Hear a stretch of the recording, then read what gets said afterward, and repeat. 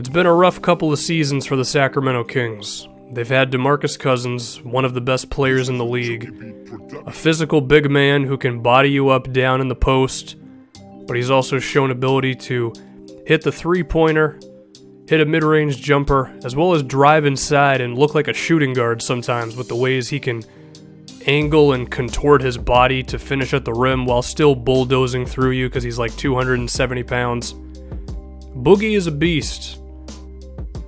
However, the team around him has never been that great, as Sacramento has not made the playoffs in a very long time. They've messed up on a lot of draft picks. They've made some questionable coaching decisions. I'm looking at the whole Mike Malone situation. They just haven't been able to surround Demarcus Cousins with ample talent, and it's been going on for a while now. And the rumors of a Demarcus Cousins trade, they were always kind of there, but it didn't seem like they were always all the way in on that. Well, I'm telling you now, if they're going to trade Demarcus Cousins, and they really should based on the way this team looks right now, they have to do it this season. Because Boogie, his contract is up at the end of next year.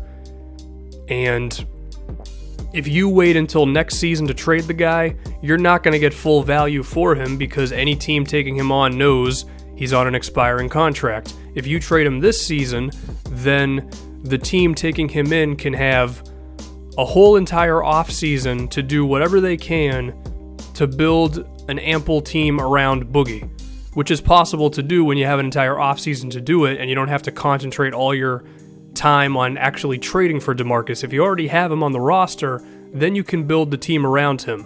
I think the best recent example of this was the Rajon Rondo to the Mavericks trade, which in hindsight actually worked out for the Celtics and was a disaster for the Mavericks. But at the time, when you looked at the trade, it was Jay Crowder, who was unknown at that time, Brandon Wright, who was okay, and a first-round pick for Rondo. Everybody was like, well, that's kind of what happens when you trade a star on the last year of his contract. You don't want that to happen with Boogie. You want some actual pieces back for this guy. And I don't think they're going to be able to turn into a winning team by next season for him to actually re-sign. So you got to trade him this year. Now, I will say, I leave a little bit of reserve for them turning it around this season in the sense of, like, maybe scratching to the 8th seed, which really isn't much, just because, like, Rudy Gay has been legitimately good this season on both sides of the floor. His outside shot's been good. His defense has actually been good, so shout out to Rudy. Darren Collison just came back, and they're a better team when he's in the game, no doubt. But even then, that's, 3 good players? Willie Cauley-Stein just struggles on both sides of the floor. I've seen times when he's gotten illegal screens, he's missed bunnies around the rim, he's blown pick-and-roll assignments. Ben McLemore is not taken off at all.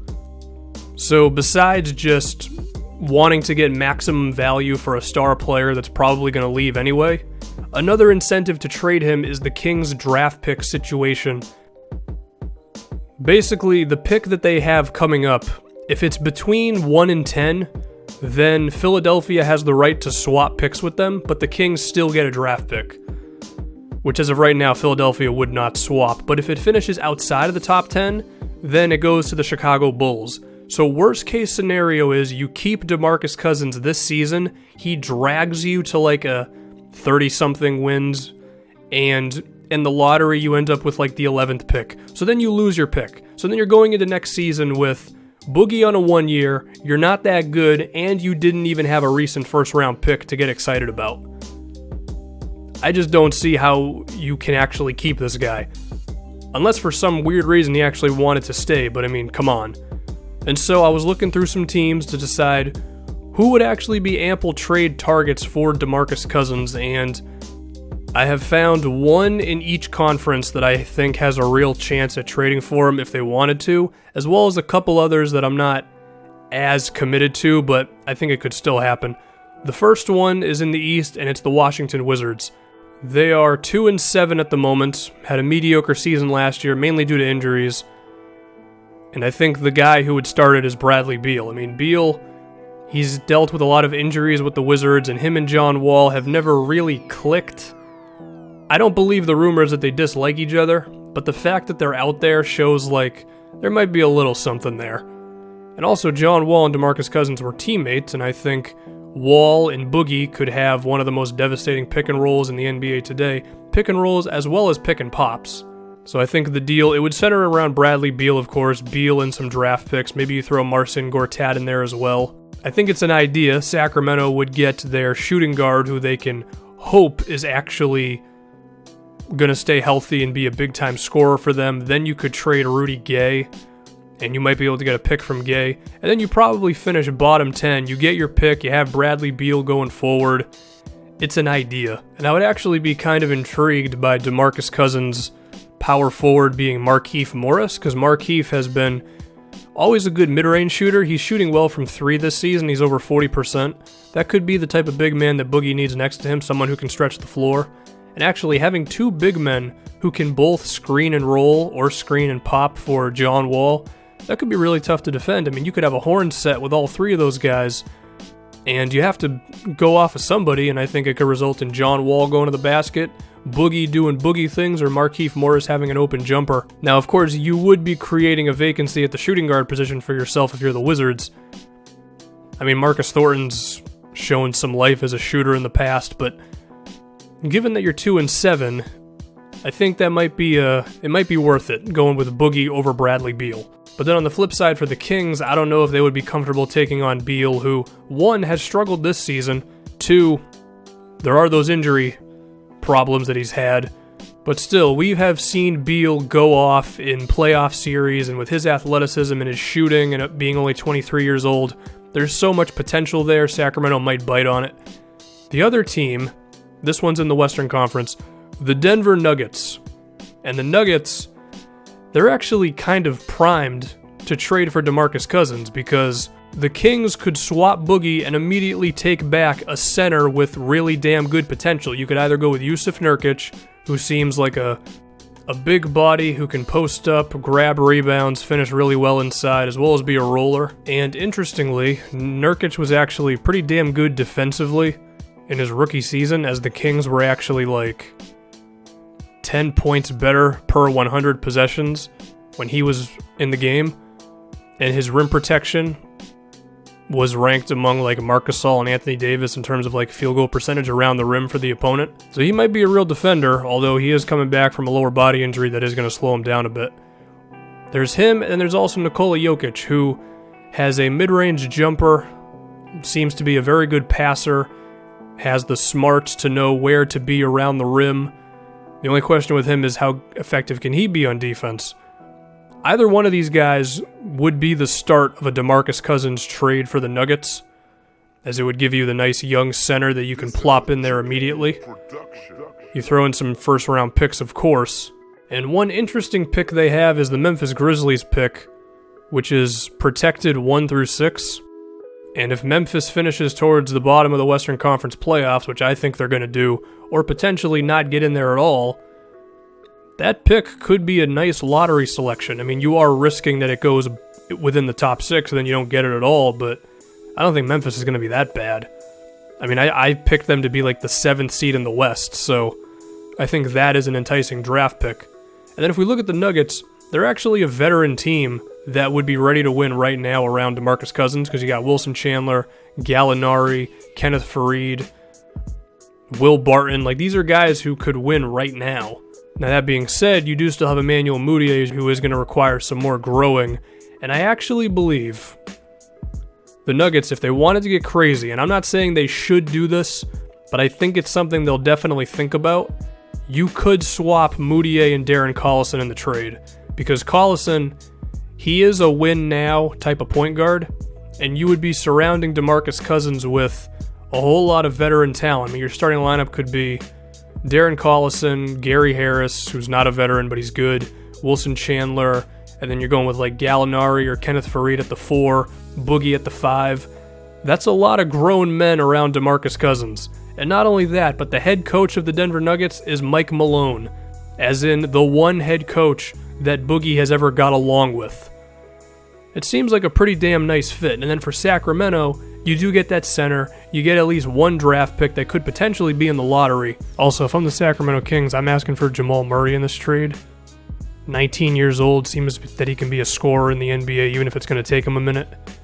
You could walk away from this with 2 first-round picks, Nikola Jokic or Jusuf Nurkic, as well as Jamal Murray. Few young players and some draft picks to be excited about. Or hell, maybe if the Nuggets want to hold on to Murray, I'm asking for Gary Harris. I figure you got to try to at least get one of those young shooting guards. And if you want to do the Moutier thing as well, you get yourself a young point guard.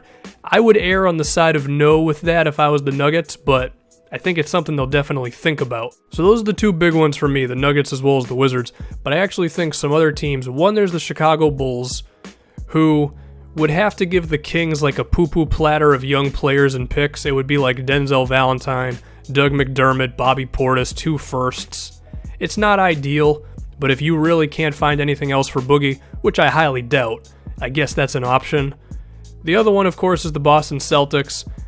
Personally, I would not trade Jaylen Brown and a first-round pick, specifically a Brooklyn pick for DeMarcus Cousins, because one, I'm a pretty big believer in like keeping what you have.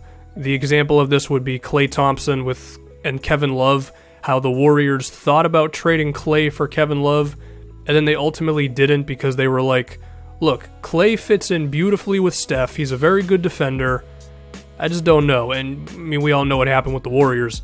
I'm thinking the same thing with the Celtics. I think they're going to turn it around. I mean, they haven't had Crowder and Horford. Their defense has still been bad, but you just look at that team, and I really doubt that they're going to remain this mediocre team throughout the entire season. And Jaylen Brown is like a guy who actually fits the profile of someone who could slow down LeBron James.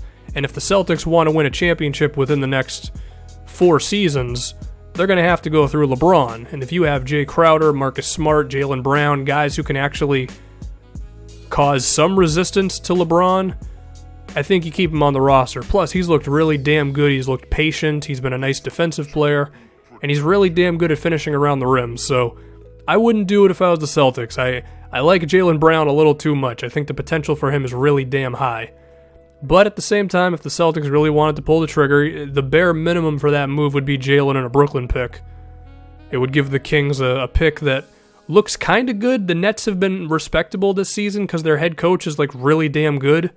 And they actually deceptively have a few NBA players. But who knows with Danny Ainge, maybe he'll say yes to it. Now, I have also been Googling DeMarcus Cousins trade things because I'm looking to see if someone on the internet has a better idea than me. I've been seeing like CJ McCollum for Boogie. Again, it's like, if you got a good thing going, I don't think you mess it up with someone who's as loud and as noticeable as DeMarcus Cousins. I think Dame and CJ are on the right track in Portland. I don't know. Something about that gut feeling, it just, the NBA nerd in me does not like the idea of trading CJ McCollum for Boogie for the Trailblazers. I've also seen some people talking about the Toronto Raptors. I mean, at bare minimum, it would have to be Jakob Poeltl, Norman Powell, a first-round pick, more than one first-round pick. But you'd also have to throw in like Corey Joseph and Terrence Ross to make the salaries work. And that's pretty similar to the Bulls deal where it's like, if there's really nothing else out there, then I guess you say yes, but that's really not a great return for DeMarcus Cousins. Plus, me personally, I don't know if Boogie's a perfect fit with them. The guy who they've really needed for a while is like Paul Millsap. I think he'd be a better fit because he's not as assertive offensively, but he's still a really good shooter. Like, DeMarcus demands the ball, and for good reason, because he's very good.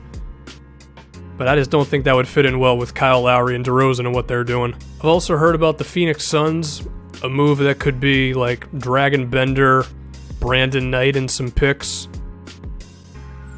I think the Kings would love to get Bender and some picks for DeMarcus because he seems like he's a good young player who fits into today's NBA with his lateral quickness, ability to defend a few positions even if he's skinny as hell, and he's also a really good outside shooter. And hell, you might even be able to wrestle Marquise Chris away from the Suns as well. And I think an Eric Bledsoe, DeMarcus Cousins tandem could be really good. However, you're asking Devin Booker as well as TJ Warren to learn how to win right now.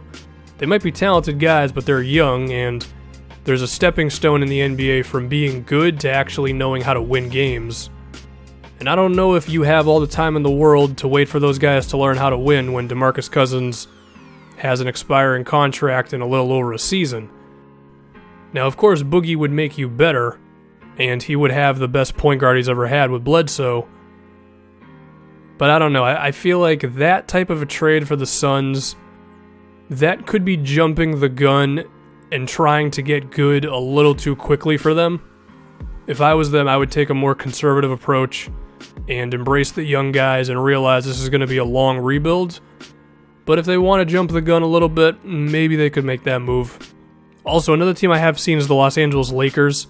Again, it's kind of that, if you have something good, I would suggest you just stick with it. I mean, this team is having a lot of fun playing together. They're passing the ball around. Luke Walton has them running pick and rolls, and I wouldn't want to trade like Jordan Clarkson and some draft picks for Boogie. I think you got a really good thing going in LA. Just roll with it, ride it out. I think the same thing can be said for the Cavaliers and the crazy Kevin Love for Boogie thing I've seen on Twitter a couple of times. Also, Golden State, do not trade Klay Thompson for Boogie. Just don't do it. Look, do I think there's some chance that the Kings could at least become somewhat respectable this season? Maybe. I mean, Darren Collison just came back. He's a nice point guard. Rudy Gay has been actually good this season in terms of, everything. His outside shooting, his defense has been good. So that gives you, 3 good players. Just don't think it's enough. And I think Sacramento is going to have to just face the reality that Boogie is probably gone.